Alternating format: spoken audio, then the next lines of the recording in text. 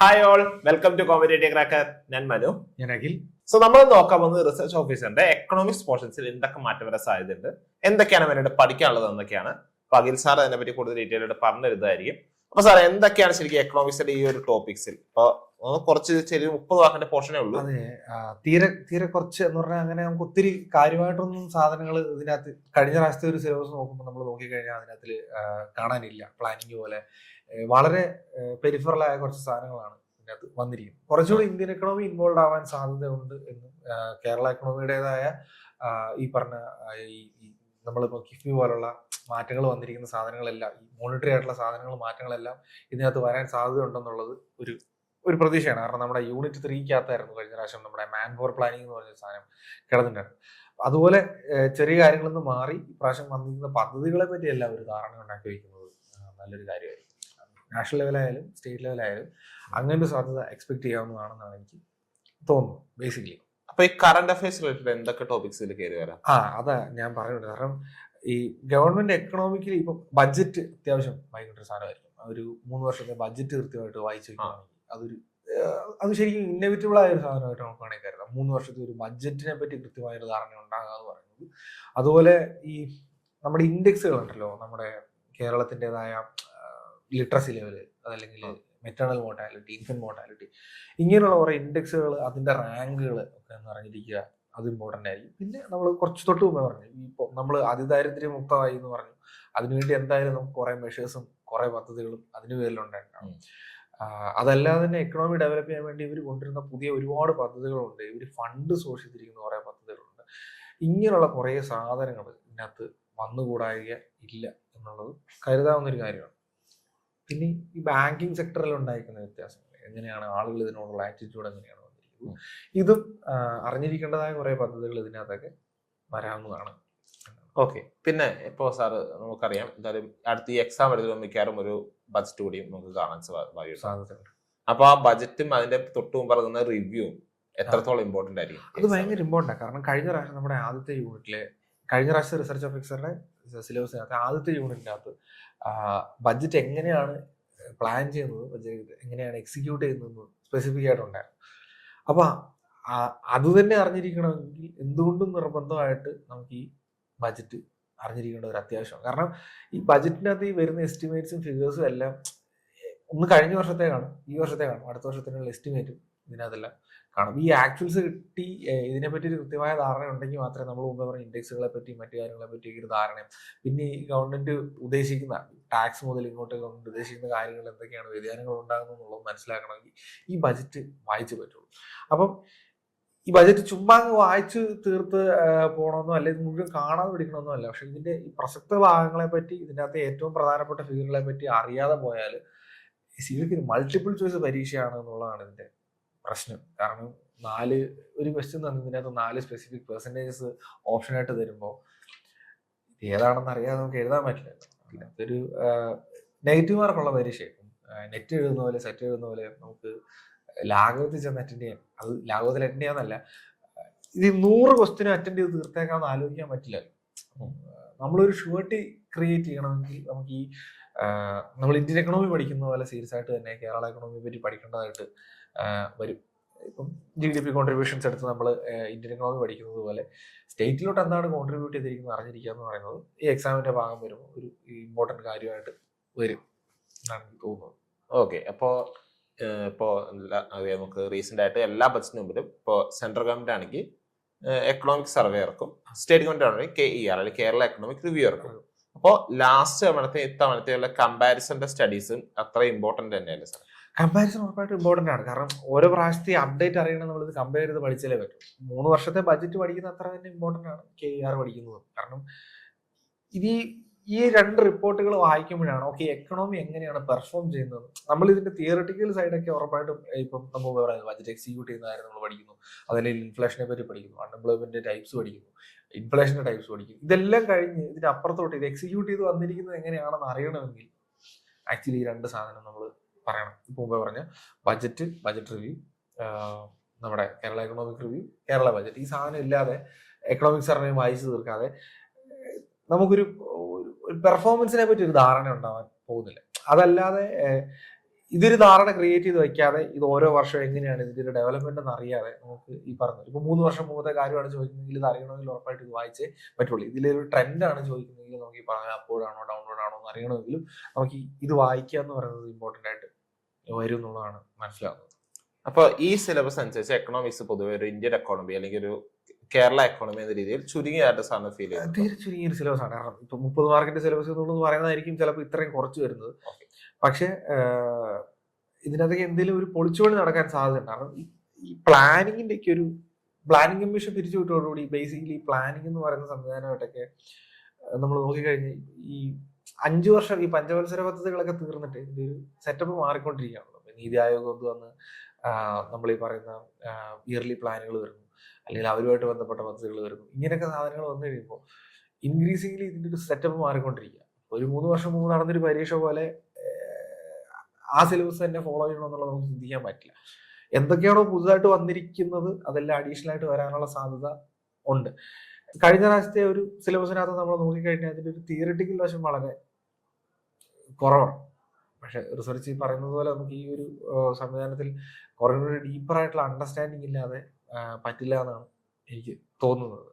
പിന്നെ ഈ പറഞ്ഞ പോലെ ഡേറ്റ ഒരു ഭയങ്കര അത്യാവശ്യമുള്ള സാധനമാകുന്നതോടുകൂടി കുറച്ചുകൂടെ എക്കണോമിക്സ് സ്റ്റാറ്റിസ്റ്റിക്കൽ ആവാനുള്ള സാധ്യത ഉണ്ട്. എക്കണോമിക്സിന്റെ ഈ പറയുന്ന കണക്കുകൾ, എക്കണോമിക്സിന്റെ ഈ പറയുന്ന മാത്തമാറ്റിക്കൽ സൈഡ് കുറച്ചൊരു ഇമ്പോർട്ടൻസ് കൊടുക്കേണ്ടതാവും എന്ന് കരുതാതെ പറ്റില്ല.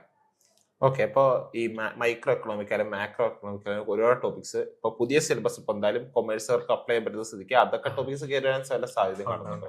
അപ്പൊ നമ്മൾ കരുതേണ്ട മറ്റൊരു കാര്യം എന്ന് പറയുന്നത് ഈ 30ന്റെ അകത്ത് എന്തേരം മാർക്കായിരിക്കും കൊമേഴ്സിന്റെ ടോപ്പിക്സിലേക്ക് പോവുക എന്നുള്ളത്. എന്നതിന്റെ അകത്തൊന്നും ശകലം എടുത്തല്ലേ നമുക്ക് ഈ പറയുന്ന കൊമേഴ്സിനെ ഇതിനകത്ത് ഇൻക്ലൂഡ് ചെയ്യാൻ പറ്റുള്ളൂ. സ്വാഭാവികമായിട്ടും ഇതിന്റെ അകത്ത് എന്തായിരിക്കും അതിന്റെ അകത്തേക്ക് പോവുക, ഇതിനകത്ത് ഒമിറ്റ് ആവാൻ സാധ്യതയുള്ള എന്തായിരിക്കും എന്നൊന്ന് ആലോചിക്കണം. പ്രത്യേകിച്ച് കേരള PSC നടത്തുന്ന പരീക്ഷ ആയതുകൊണ്ട് ഒമിറ്റ് ആവാൻ സാധ്യതയുള്ളത് ഇന്ത്യൻ എക്കണോമിയുടെ എന്തെങ്കിലും ഭാഗങ്ങളായിരിക്കും. പോസിബിളി കേരള എക്കണോമിയെ ഹോൾഡ് ചെയ്യുക എന്ന് പറയുന്നത് ഈ എക്സാമിനകത്തിൽ അവർ വെക്കാൻ പോകുന്ന ഒരു ഇതായിരിക്കുമല്ലോ. അപ്പം കുറേം കൂടി ഇമ്പോർട്ടൻ്റ് ആയിട്ട് ഇവര് കരുതുക എനിക്ക് തോന്നുന്നു കേരള എക്കണോമി തന്നെ ആയിരിക്കും. ആൻഡ് ഈ പറഞ്ഞതുപോലെ ഇന്ത്യൻ എക്കണോമി ഇനി വരാൻ പോകുന്നതൊക്കെ സ്റ്റാറ്റിസ്റ്റിക്സ് ബേസ്ഡ് ആയ കണക്കുകൾ ബേസ്ഡ് ആയിട്ടുള്ള സാധനങ്ങളാണെന്ന് വേണം കരുതാൻ. മൊത്തം എക്കണോമിക്സിന്റെ പരീക്ഷകൾ നാഷണൽ ലെവലിൽ നമ്മൾ എടുത്ത് നോക്കിക്കഴിഞ്ഞു കഴിഞ്ഞാൽ ഇങ്ങനെ വ്യത്യാസം കണ്ടു തുടങ്ങിയിട്ടുണ്ട്.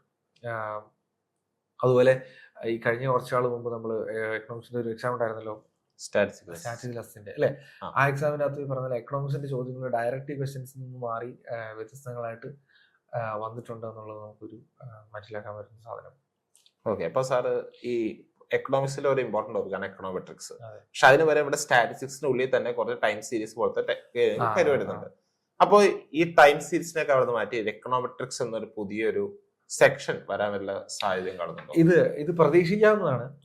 മുമ്പേ പറഞ്ഞ പോലെ ഈ സിലബസ് റിവൈസ് ചെയ്ത് വരുമ്പോൾ നമ്മൾ ഇതിനകത്ത് ഒമിറ്റ് ആകുന്ന ഭാഗം ഏതാണ്, ഇൻക്ലൂഡ് ആകുന്ന ഭാഗം, ഇതിനു മുമ്പ് ഈ പരീക്ഷ നടക്കുന്ന സമയത്ത് ഇൻക്രീസിംഗ്ലി ഇമ്പോർട്ടന്റ് ആയിട്ട് നമുക്ക് കരുതാൻ പറ്റില്ല.